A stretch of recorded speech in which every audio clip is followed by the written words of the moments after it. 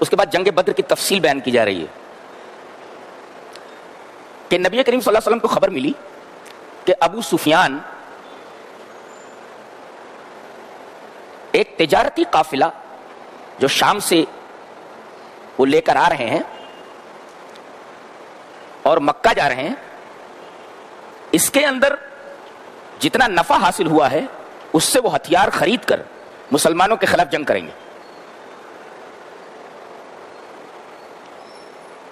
کہا گیا کہ ان کو یہیں پکڑ لو تاکہ یہ پیسے وہاں تک پہنچے ہی نہ، کہ ان پیسوں سے ہتھیار خریدے جائیں، پھر ہتھیار لے کر کے مسلمانوں کے خلاف نہ بردازمہ ہوں۔ اس طرح 313 مسلمان تیار ہوئے۔ اب یہ جنگ بدر میں پہنچ گئے، یہ بدر کے مقام پر پہنچ گئے۔ آج بھی ویسے ہی ہے، یہ سامنے جبل الملائکہ ہے جہاں سے فرشتے اترے، اور یہ پوری فیلڈ ہے، یہاں ایک پولیس چوکی ہے، اور اس کے بعد ادھر سے تبوک کا راستہ گیا ہوا ہے جس کو دونوں جانب تقریباً 300 کلومیٹر تک کھجور کے گنجان باغات کا سلسلہ گیا ہوا ہے، 300 کلومیٹر تک۔ سامنے جو ہے یہ جبل الملائکہ ہے جس سے فرشتے اترے ہیں، سامنے فیلڈ ہے۔ میں نے دیکھا تو مجھے ایسا محسوس ہوا جیسے مسلمان ابھی پوزیشن لے کر کے ہٹے ہیں، بالکل میدان ویسے ہی ہے۔ ہاں وہ کنواں وہاں پٹ گیا ہے جس کے اندر مشرکین کی لاشیں ڈال دی گئی تھی۔ تو یہ 313 مسلمان مقام بدر پہنچ گئے۔ یہ جو قافلہ تھا یہ راستہ بدل کر کے مکہ کی طرف روانہ ہو گیا اور مسلمانوں کے ہاتھ نہیں آیا۔ اس نے خبر یہ بھیج دی کہ بھئی مسلمان ہم لوگوں کے پیچھے ہیں، اس قافلے کو پکڑنے کے چکر میں ہیں، لہذا ہمیں بچاؤ۔ تو ادھر سے ابو جہل کی قیادت میں 1000 کا لشکر جرار، تعداد 1000 اور پورے ساز و سامان کے ساتھ روانہ ہوئے۔ جب یہ آگے بڑھے تو ان کو معلوم ہوا کہ قافلہ بچ کر نکل گیا ہے، تو انہوں نے کہا کہ اب جنگ کرنے کی کیا ضرورت ہے، لیکن بعض اس میں جذباتی تھے، انہوں نے کہا نہیں اب اتنی دور آ گئے ہیں تو لڑے بغیر نہیں جائیں گے۔ اس طرح یہ لوگ آگے بڑھے۔ اب ان کو خوف لگا ہوا تھا، اس لیے کہ مکہ کے قریب ایک قبیلہ رہتا تھا بنو بکر، یہ قریش مکہ کے ہمیشہ مخالف رہتا تھا۔ انہوں نے یہ سوچا کہ اگر اتنا بڑا لشکر لے کر کے ہم لوگ باہر نکل جائیں گے تو ہم لوگوں کے باہر جانے کے بعد کہیں یہ بنو بکر کا قبیلہ مکہ کے اوپر نہ حملہ آور ہو جائے۔ انہوں نے مکمل لوٹنے کا ارادہ کر لیا تھا۔ ابلیس سراقہ ابن مالک کی شکل میں آیا اور اس نے دو باتیں کہیں۔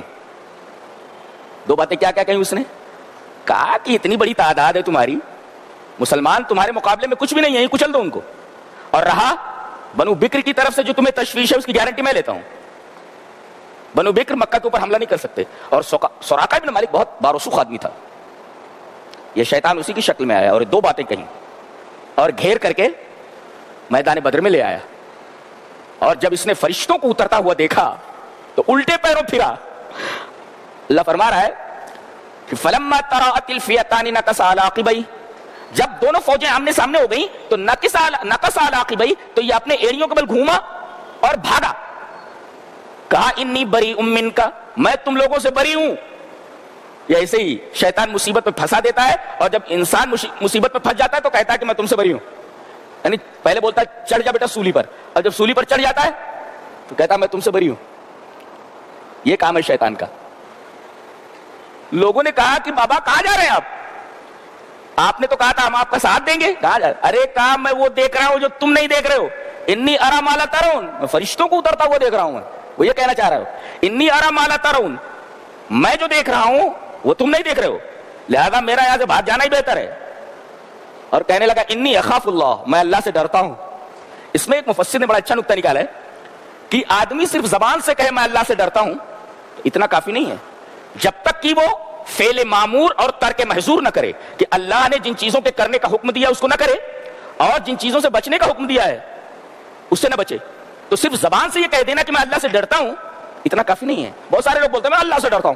ارے بھائی اللہ سے ڈرتے ہو تو اللہ نے جن چیزوں کا حکم دیا اسے کیجئے، اور جن چیزوں سے روکا ہے اس سے رک جائیے۔ آپ تو فعل معمور اور ترک محظور نہیں کر رہے اور زبان سے صرف بول رہے نہیں اخاف اللہ۔ جی میدان جنگ میں آنے سے پہلے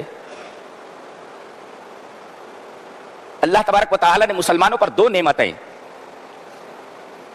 فرمائی، 2 نعمتیں عطا کی.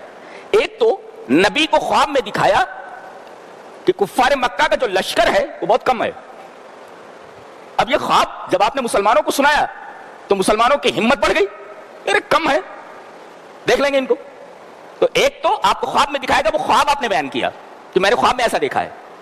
اور دوسری اللہ کی نعمت یہ ہوئی کہ جب یہ آمنے سامنے ہوئے تو مسلمانوں کی نگاہوں میں کفار بہت کم نظر آئے. تو یقیناً اور زیادہ ان کی ہمت بڑھ گئی کہ نبی کا خواب بالکل سچ ہے. اچھا، کفار کی نگاہ میں بھی یہ کم نظر آئے، کفار کی نگاہوں میں بھی یہ کم نظر آئے. اس وجہ سے اللہ نے ان کی نگاہوں میں مسلمانوں کو کم کر کے دکھایا کہ اگر زیادہ دکھائی دے تو کہیں میدان چھوڑ کر کے بھاگ نہ جائیں، باقاعدہ ان کو لڑنا ہی ہے آج. اور جب لڑائی شروع ہوئی تو اچانک اللہ تبارک و تعالیٰ نے کفار کی نگاہوں میں مسلمانوں کے لشکر کو بہت بڑا دکھا دیا، کثیر تعداد میں دکھا دیا. ان کی ہمت ٹوٹ گئی اور تھوڑی ہی دیر کے اندر مسلمانوں نے میدان مار لیا. یہ ہے اللہ تبارک و تعالیٰ کی نعمت. اللہ اکبر. تو ایک مفسر لکھتا ہے، بہت غور سے سنو، ہے کہتا ہے لا تغرک الحسابات المادیۃ فللہ معها معادلات اخرى.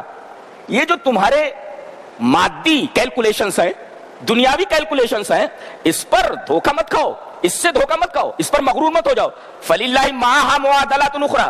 اللہ تبارک و تعالیٰ کے پاس دوسرے ایکویشنز ہیں، دوسرے الٹرنیٹیوز ہیں. دیکھو، اور وہی ہوا، اللہ تبارک و تعالیٰ نے مادیت کے مقابلے میں غیر مادیت کو لا کر کے کھڑا کیا. نہیں، اللہ نے مادیت کے سامنے غیر مادی کو لا کر کے کھڑا کر دیا. کون ہے؟ فرشتے، نور کے بنے ہوئے، مادی تھوڑی ہے، میٹیریلسٹک تھوڑی ہے وہ.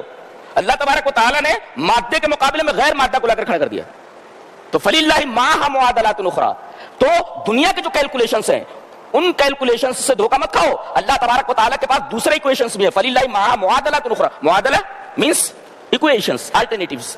تو اللہ تبارک و تعالیٰ کے پاس الٹرنیٹیو. کیسا الٹرنیٹیو تھا؟ لا کر کے کھڑا کر دیا اللہ تبارک و تعالیٰ نے مادیت کے خلاف غیر مادی مخلوق کو، فرشتوں کو. اور ایک قلیل تعداد کو ایک کثیر تعداد کے اوپر فتح حاصل ہوئی. اس کے بعد کہا جا رہا ہے اب لیہلک من ہلک عن بینۃ ویحیی من حی عن بینۃ. اب جو مرے ہلاک ہو وہ دلیل کے ساتھ ہلاک ہو، اور جو زندہ رہے وہ دلیل کے ساتھ زندہ رہے. کیوں؟ اس لیے کہ یہاں تو ہاتھی اور چیونٹی کا مقابلہ تھا. مسلمانوں کا فتح یاب ہونا ایک امر ناممکن، ایک امر محال تھا کہ قلیل تعداد میں بے سر و سامان لوگ ایک کثیر تعداد کے اوپر جو اسلحوں سے مزین ہے اس سے کیسے جیت سکتے ہیں. ان کا فتح یاب ہونا در حقیقت ایک خارق عادت چیز تھی، ایسا ہوتا نہیں ہے، امپاسبل تھا. اللہ نے یہاں امپاسبل کو پاسبل کر کے بتایا، یہ بتانے کے لیے کہ اسلام حق ہے، ورنہ قلیل تعداد کو کثیر تعداد کے اوپر فتح نہ دی جاتی. لہذا اب حق واضح ہو گیا ہے. اب جو مرے وہ دلیل کے ساتھ مرے، اور جو زندہ رہے وہ دلیل کے ساتھ زندہ رہے. حق واضح ہو گیا ہے. اللہ اکبر. اللہ نے حق واضح کر دیا، دلیل آ گئی، بینہ آ گیا ہے. اب جو زندہ رہے وہ بینہ کے اوپر، دلیل کے اوپر، اور جو ہلاک ہو وہ دلیل کے ساتھ ہلاک ہو. اس کے بعد کہا گیا کہ میدان جنگ میں ایک کام کرو، اللہ کا کثرت سے ذکر کرو. اللہ اکبر. میدان جنگ میں اگر اللہ تبارک و تعالیٰ کا کثرت سے ذکر کرنے کا حکم دیا گیا ہے تو عام حالات میں تو ہمیں بدرجہ اولا اللہ تبارک و تعالیٰ کا کثرت سے ذکر کرنا چاہیے. میدان جنگ کے حالات بڑے ہی عجیب قسم کے ہوتے ہیں. وہاں پر اللہ تبارک و تعالیٰ کا کثرت سے ذکر اس بات کی دلیل ہے کہ جو آدمی جنگ جیتنا چاہے اسے چاہیے کہ اللہ تبارک و تعالیٰ کو جنگ میں بھی برابر یاد رکھے. اسی وجہ سے کہا گیا کہ وَاذْكُرُوا اللَّهَ كَثِيرًا لَعَلَّكُمْ تُفْلِحُونَ. اللہ تبارک و تعالیٰ کا کثرت سے ذکر. کہاں؟ یہ جنگ کا بیان چل رہا ہے، اس میں کہا گیا لَعَلَّكُمْ تُفْلِحُونَ. اللہ کا کثرت سے ذکر کرو تاکہ تم کامیاب ہو. ایک مفسر لکھتا ہے من اراد الفلاح فلیکثر بالدعاء فلیکثر بالذکر. جو آدمی فلاح چاہے، من اراد الفلاح فلیکثر بذکر اللہ، جو آدمی کامیابی چاہتا ہے اسے چاہیے کہ اللہ تبارک و تعالیٰ کا کثرت سے ذکر کرے.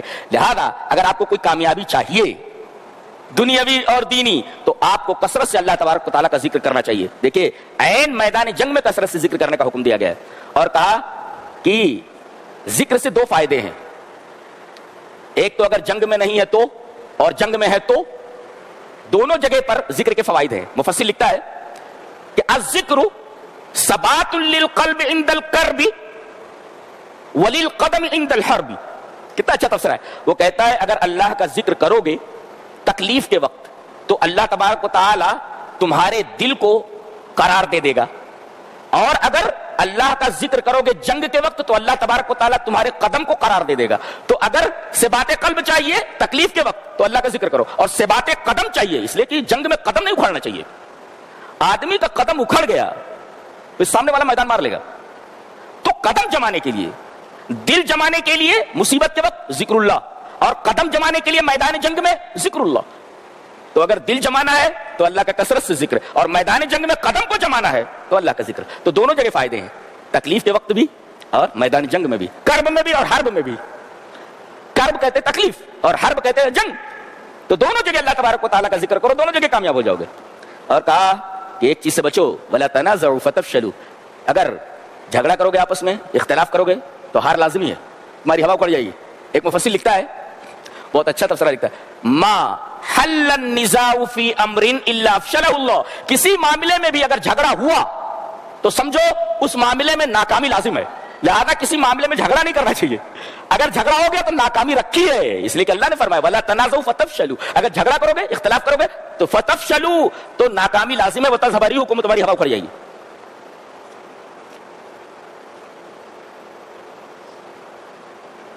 اس طرح یہ جنگ بدر کا بیان ختم ہوتا ہے۔